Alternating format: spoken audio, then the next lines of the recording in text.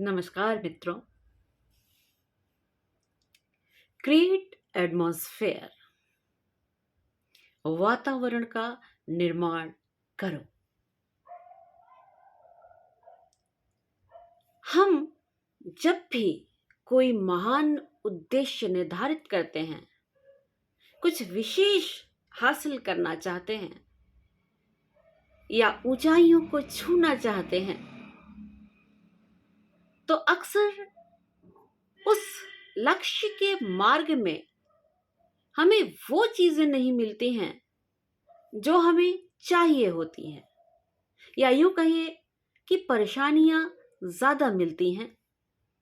और अक्सर हमें लगता है कि क्या हम अपने उद्देश्य को प्राप्त कर पाएंगे। यहां पर यह ध्यान देने वाली बात हो जाती है कि कभी भी कोई भी चीज हमें आसानी से तो हासिल हो ही नहीं सकती है।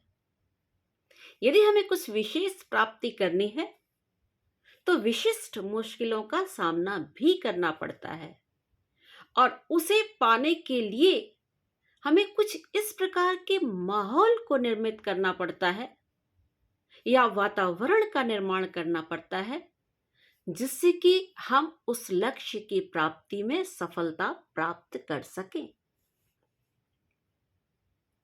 अभी कुछ दिन पहले हमने आपको महाभारत की वो कथा सुनाई थी जिसमें कौरव महारथियों ने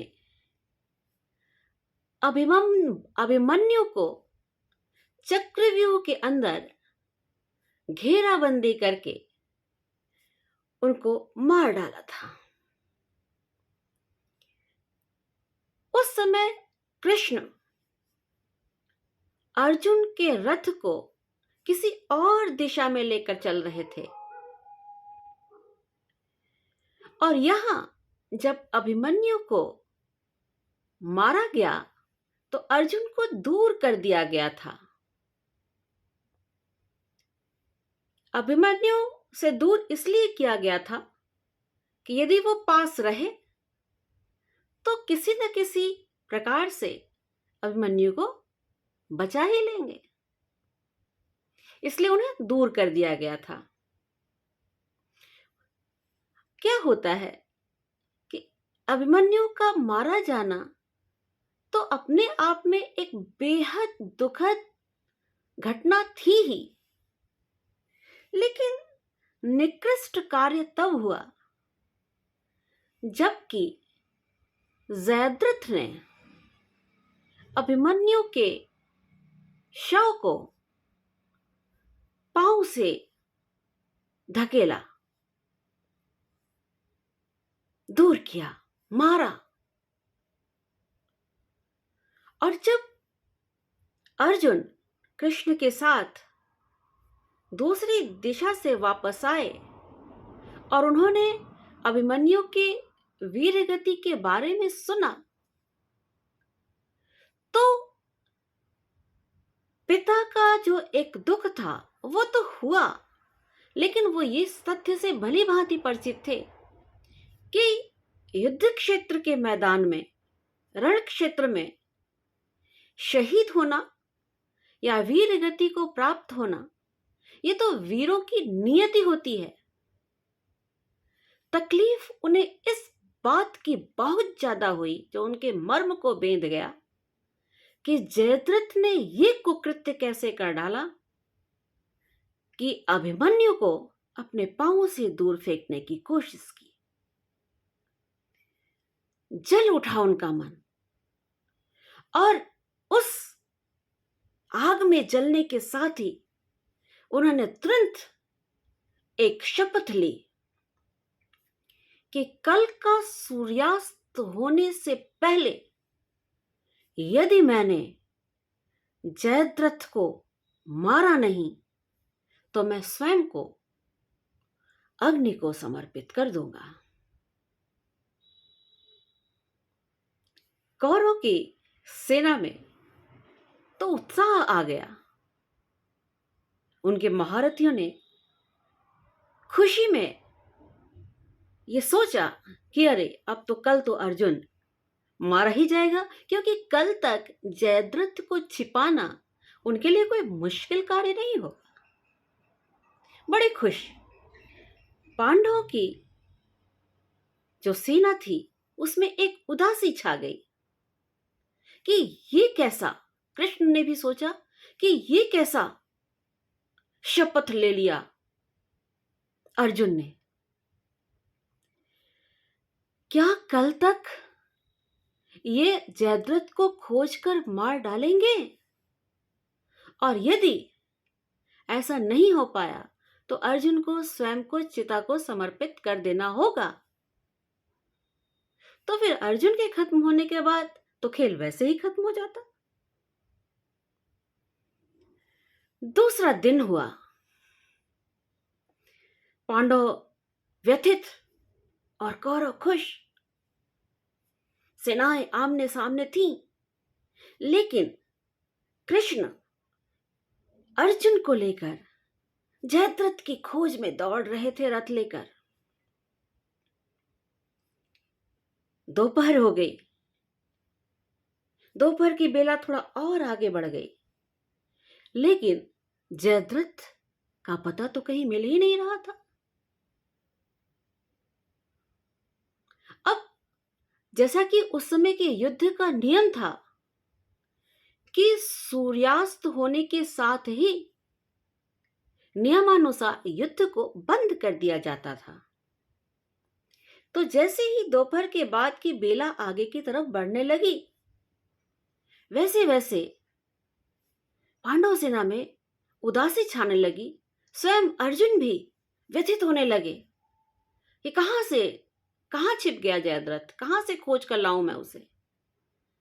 कौरव सूर्य के अस्त होने के इंतजार में लगे हुए थे कि अब तो सूर्य अस्त हो जाएगा और उसके बाद अर्जुन को स्वयं को चिता को समर्पित करना होगा। खुश, कौरव खुश। कृष्ण ने देखा कि ये तो बड़ा गड़बड़ हो रहा है, जयद्रथ तो कहीं दिखाई ही नहीं दे रहा है। तो क्या किया जाए? उन्होंने सोचा कुछ तो करना है। उन्होंने एक ऐसी माया रची, ऐसी माया कि जिसमें सूर्य को बादलों ने कुछ इस तरह से घेर लिया कि ऐसा लगने लगा कि सूर्यास्त हो गया है।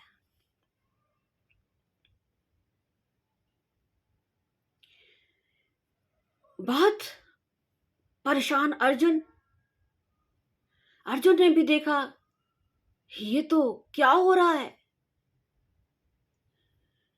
जैसे जैसे सूर्य की छिपन होने लगी, वैसे वैसे अर्जुन अपना गांडीव उतार कर रखने लगे।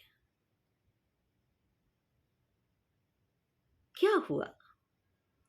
कौरव ने अति उत्साह में यह समझ लिया कि सूर्य अस्त हो गया। सूर्य अस्त हो गया और अब तो अर्जुन को स्वयं को अग्नि को समर्पित करना ही होगा।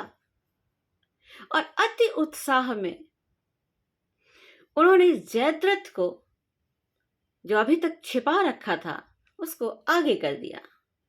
जयद्रथ जाओ, खुशियां मनाओ, बोलो जाकर कि अर्जुन, मैं देखो अभी तक जिंदा हूं और तुम अपनी शपथ को पूरा नहीं कर पाए, इसलिए अब अपने प्राण त्यागो और अब स्वयं को, चिता को, अग्नि को समर्पित कर दो।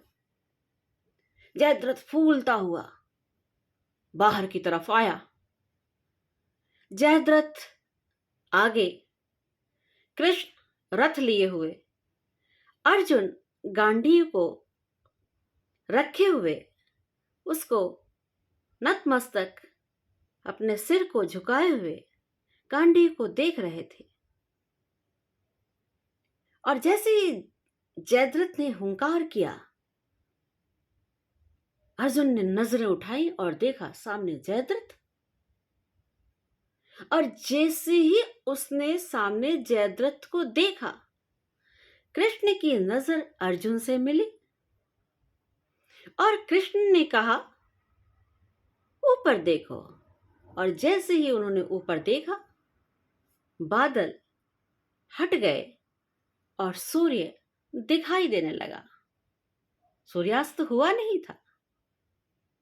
सूर्य जैसे ही दिखाई देने लगा, कौरवों ने देखा, जयद्रथ ने देखा कि सूर्य तो दिख रहा है। बड़े ही आश्चर्य से अर्जुन ने कृष्ण को देखा। कृष्ण ने कहा, देखते क्या हो, देखते क्या हो अर्जुन? गांडीव उठाओ और जयद्रथ के धड़ को सिर से अलग कर दो।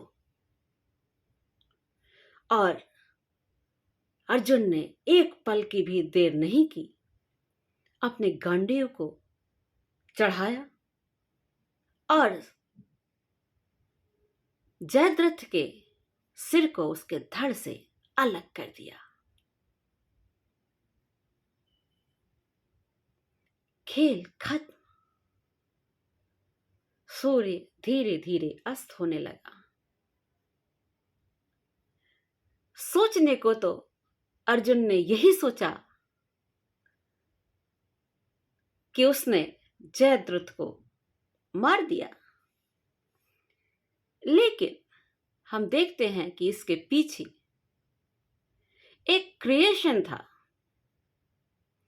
एक माहौल का निर्माण था जो कृष्ण ने अपनी माया से रच दिया था। सूर्यास्त का भ्रम उत्पन्न कर दिया था और उस भ्रम में जयद्रथ को मार दिया गया। तो अगर वो माहौल न निर्मित किया गया होता उस समय, तो शायद अर्जुन का जयद्रथ को मारना संभव ना हो पाता। तो किसी विशेष लक्ष्य की प्राप्ति के लिए यदि वह हमसे दूर जाता दिख रहा होता है, तो बहुत जरूरी है कि हम उस लक्ष्य को प्राप्त करने के लिए उस प्रकार के माहौल की रचना करें जिससे हम अपने ऊंचे लक्ष्य को प्राप्त करने में सफल हो सके। तो जब भी आप आगे बढ़ने की सोचते हैं, कुछ उत्कृष्ट करने की सोचते हैं, कुछ दुनिया को, देश को देने की सोचते हैं, तो आपको सिर्फ सोच लेकर नहीं चलना है। उस सोच को पूरा करने के लिए स्वयं के उस वातावरण को भी निर्मित करना है जिसमें आप उस लक्ष्य की प्राप्ति कर सकें।